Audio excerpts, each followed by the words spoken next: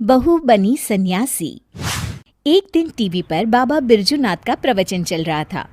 सरला बड़े गौर से बाबा जी की बातें सुन रही थी। भाइयों और बहनों, हम क्या लेके आए थे और क्या लेकर जाएंगे। दुनिया तो मोह माया का जाल है। हमारे रिश्ते नाते सब झूठे हैं। इनके चक्कर से बाहर निकलकर भगवान का ध्यान लगाए, तभी हमारा जीवन सफल होगा। चलिए, आज के लिए इतना ही, कल हम फिर आएंगे। प्रणाम बाबा जी। सरला बाबा बिरजूनाथ की परम भक्त थी। वो हमेशा उनका प्रवचन सुनती थी। एक दिन, सरला, जल्दी से मेरा नाश्ता लगा दो, मुझे देर हो रही है भाई। तभी विनोद देखता है कि सरला अपनी आंखें बंद कर ध्यान की मुद्रा में बैठी है। अरे तुम यहाँ बैठी कौन सा मंत्र पढ़ रही हो? मेरा नाश्ता कहाँ है? सरला अपनी आंखें खोलती है और मुस्कुराकर जवाब देती है, क्रोध मनुष्य का सबसे बड़ा दुश्मन है, उस पर काबू करना सीखिए स्वामी। अरे ये स्वामी कौन है? मेरा नाम तो विवेक है, भूल गई क्या? और कब से भूखा बैठा हूँ, चलो ना मेरे लिए जल्दी से नाश्ता बनाओ ना तुम। नाश्ता आप खुद बना लीजिए, इस वक्त मैं भगवान का ध्यान कर रही हूँ। विनोद चिढ़ जाता है। अरे यहाँ कोई मजाक चल रहा है? ये कैसे उटपटांग बातें कर रही हो तुम? मैंने तुमसे कितनी बार कहा है कि ये बाबा लोगों के प्रवचन ज्यादा मत देखा करो। खैर, तुम्हें तो मैं शाम को देख लूंगा, अभी मुझे देर हो रही है। उसी शाम सरला की सास, अरे बहू, कहाँ मर गई थी है? घर में इतना काम पड़ा है और तू है कि बाहर सैर सपाटा कर रही है। माँ जी, मैं तो मंदिर में कीर्तन करने गई थी। अरे वो सब तो ठीक है, पर घर के काम क्यों नहीं किए तूने? और ये किस तरह के कपड़े पहन रखे हैं तूने?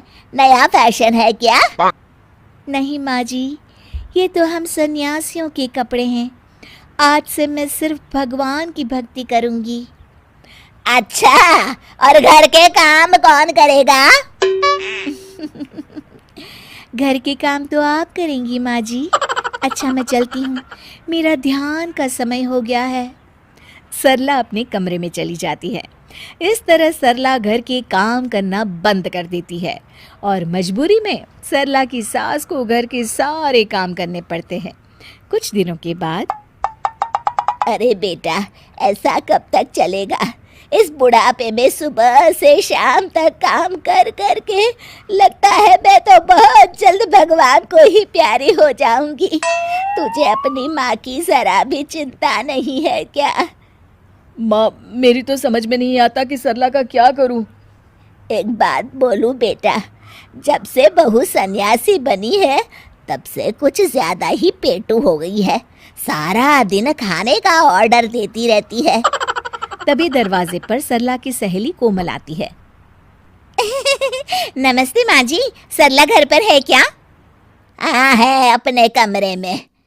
थोड़ी देर के बाद सरला अपने कमरे से आवाज देती है, माँ जी, 2 कप चाय ले आइएगा और साथ में कुछ नाश्ता भी। अरे जरा दम तो लेने दे महारानी। कुछ कहा क्या माँ जी?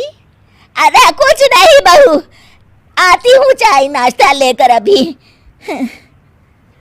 सरला की सास जैसे ही नाश्ता लेकर कमरे की तरफ जाती है कि दोनों के जोर जोर से हंसने की आवाज सुनाई देती है। सरला की सास वहीं रुककर दोनों की बातें सुनने लगती है। मान गए तुझे सरला, आखिर तू शर्त जीत गई। इतने दिनों से तूने अपनी सास को क्या बेवकूफ बना के रखा है और इस घर में मजे कर रही है। अरे वो बुढ़िया आधी बेवकूफ तो पहले से थी, मैंने अब उसे पूरी बेवकूफ बना दिया। अच्छा, तो ये बात है। ठहर जा बहू, अब तू देख ये बेवकूफ बुढ़िया क्या करती है। सरला की सास अपने बेटे विवेक को सारी बात बता देती है। अगले दिन, क्या हुआ माँ जी, ये सूटकेस लेकर आप लोग कहाँ जा रहे हैं और आज आप दोनों ने मेरी तरह सन्यासियों वाले कपड़े क्यों पहन रखे हैं? बहू, आज से हम दोनों भी तेरी तरह सन्यासी बन गए हैं। इसीलिए मैंने फैसला किया है कि हम ये घर बेचकर हिमालय चले जाएंगे भगवान की तपस्या करने। हैं? लेकिन माँ जी, आप ये घर कैसे बेच सकती हैं? मेरा मतलब आपके हिमालय जाने के बाद मैं कहाँ रहूँगी? अरे तू भी तो सन्यासी है, और एक सन्यासी को घर की क्या जरूरत। चल तू भी अपना सामान बांध ले, चल जल्दी कर बेटा। बाबा बिरजूनाथ बिल्कुल सही कहते हैं। ये घर बार रुपए पैसे सब मोह माया है, इसलिए तो मैंने आज से अपनी नौकरी भी छोड़ दी है। अरे वो बिरजू बाबा पागल है, उसकी सुन के आप दोनों ने इतना बड़ा कदम उठा लिया। क्या कहा बहू तूने? अपने सामने कोई और रास्ता न देख वो सच कबूल कर लेती है। मुझे माफ कर दीजिए माँ जी, मैं आज तक नाटक कर रही थी। अरे तो हम कौन सा सच में सन्यासी बन गए, हम भी तो नाटक कर रहे थे। माँ ने बिल्कुल सही कहा। अब तुम्हारे ड्रामे का पर्दा गिर चुका है सरला। चल बहू चल, जल्दी से झाड़ू उठा और घर की साफ सफाई में लग जा। उसके बाद खाना बनाने की तैयारी भी तो करनी है ना तुझे। हाँ हाँ जी माँ जी।